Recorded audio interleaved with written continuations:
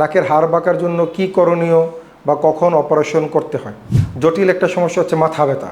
নাকের হাড় থেকে মাথা ব্যথা খুব কমন জিনিস। নাকের হাড় বাড়ার কারণে যেটা হয়, অনেকের ক্ষেত্রে নাক দিয়ে রক্ত আসতে পারে। তো দেখা যায় যে অনেকে নাকের গন্ধ শক্তি হারায় ফেলেন বা ঘ্রাণ শক্তি থাকে না।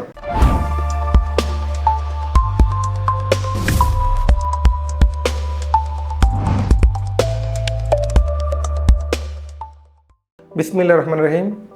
আমি ডাক্তার আতিউর রহমান, নাক কান গলা বিশেষজ্ঞ ও সহযোগী অধ্যাপক, শহীদ মনসুর আলী মেডিকেল কলেজ, উত্তরা, ঢাকা।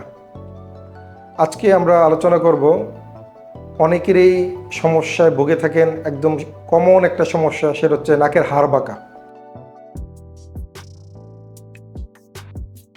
নাকের হাড় বাঁকার জন্য কি করণীয় বা কখন অপারেশন করতে হয়। আসলে নাকে হাড় বাঁকার জন্য যেসব সমস্যা হয়ে থাকে তার মধ্যে প্রধান এবং খুব জটিল একটা সমস্যা হচ্ছে মাথা ব্যথা। নাকের হাড় থেকে মাথা ব্যথা খুব কমন জিনিস। অনেকে মাইগ্রেনের চিকিৎসা নিয়ে থাকেন বা অন্যান্য ওষুধের চিকিৎসার মাধ্যমে ভালো হচ্ছেন না, বছরের পর বছর ওষুধ খাওয়ার পরে কোনো সফলতা পাচ্ছেন না। সেই ক্ষেত্রে আপনারা নাক কান গলার অপারেশন বা নাকের হাড়ের অপারেশন করলে রোগী ভালো হয়ে যায়।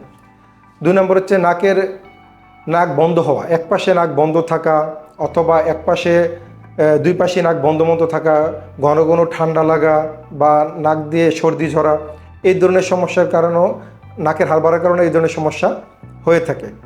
3 নম্বর, নাকের হাড় বাড়ার কারণে যেটা হয়, অনেকের ক্ষেত্রে নাক দিয়ে রক্ত আসতে পারে। যদি নাকের হাড় বাঁকা থাকে, অনেক রোগী এই ধরনের সমস্যা বলে থাকেন যে তাদের নাকের এক পাশ দিয়ে তাদের রক্ত আসে, প্রায় রক্ত আসে, ঠান্ডা লাগলে রক্ত আসে। আর 4 নম্বর, এটার কারণে যে সমস্যা হয় সেটা অনেকে নাকের গন্ধ না পাওয়া। নাকের একটা অন্যতম কাজ হচ্ছে যে স্মেল বা নাকের গন্ধ। তো দেখা যায় যে অনেকে নাকের গন্ধ শক্তি হারায় ফেলেন বা ঘ্রাণ শক্তি থাকে না।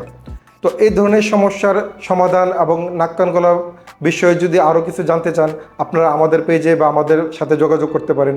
ধন্যবাদ।